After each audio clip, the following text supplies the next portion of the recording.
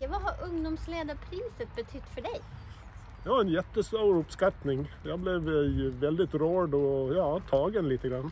Ja, effekten av priset är ju den också att man då helt plötsligt får man ju ett erkännande. Och nu blir jag inbjuden till Malmö. De ska ha biljardförbundet ska ha en aktivitet där då.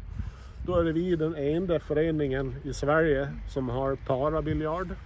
Men se vilken fin bild. Ja, men se vilka ringar på vattnet alltså.